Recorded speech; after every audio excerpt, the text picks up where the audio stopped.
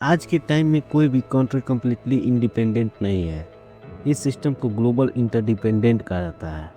जैसे India crude oil import करता है, फर्टिलाइज़र इंपोर्ट करता है, इलेक्ट्रॉनिक और टेक्नोलॉजी कंपोनेंट इंपोर्ट करता है। इसका मतलब ये है कि अगर किसी दूसरे कंट्री में प्रोडक्शन या सप्लाई डिस्टर्ब होती है तो उसका इम्पैक्ट इंडिया पर भी आता है। जैसे एग्जांपल के लिए ऑयल सप्लाई डिस्टर्ब हुई तो फ्यूल एक्सपेंसिव होगा, फर्टिलाइज़र सप्लाई कम हुई तो एग्रीकल्चर कॉस्ट बढ़ेगी। इसलिए इंटरनेशनल स्टेबिलिटी इंडिया के लिए इम्पोर्टेंट होती है। हाल ही में रसिया और यूक्रेन के बीच कन्फ्लिक्ट का डायरेक्ट इम्पैक्ट एनर्जी और फूड सप्लाई पर पड़ा। रसिया एक मेजर ऑयल और गैस सप्लायर है। यूक्रेन व्हीट और फर्टिलाइजर सप्लाई में इम्पोर्टेंट रोल प्ले करता है।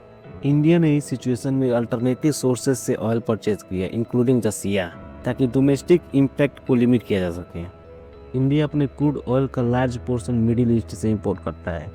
इसलिए अगर मिडिल ईस्ट में कोई टेंशन बढ़ती है तो ऑयल सप्लाई रिस्की हो जाता है और शिपिंग रूट एक्सपेंसिव हो जाते हैं।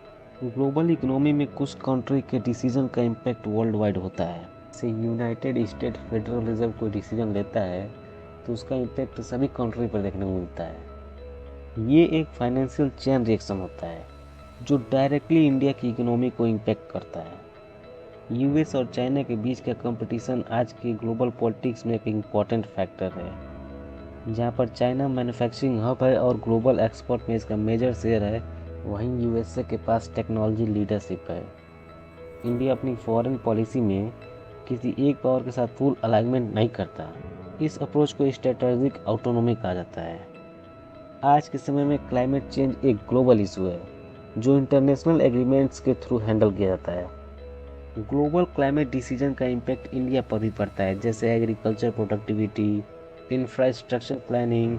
इंडिया का पोजीशन जनरली ये होता है कि क्लाइमेट एक्शन जरूरी है लेकिन डेवलपमेंट नीड्स को इग्नोर नहीं किया जा सकता।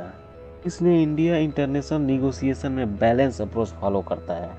इंटरनेशनल इंस्टीट्यूशन जैसे United nation, IMF, world bank, ये इंस्टीट्यूशन ग्लोबल रूल्स और फाइनेंशियल फ्रेमवर्क्स डिसाइड करते हैं। इंडिया इन इंस्टीट्यूशन का एक्टिव मेंबर है और डेवलपिंग कंट्री के कंसर्न को राइज करता है। इन इंस्टीट्यूशन के डिसीजन का इम्पैक्ट लोन, एड और ग्लोबल ट्रेड पर होता है। इंटरनेशनल इवेंट इंडिया को डायरेक्टली या इनडायरेक्टली अफेक्ट करते हैं। इसलिए इन कनेक्शंस को समझना इंपॉर्टेंट है ताकि ग्लोबल न्यूज़ को सिर्फ हेडलाइन की तरह नहीं बल्कि कॉन्टेक्स्ट के साथ देखा जा सके। Thank you.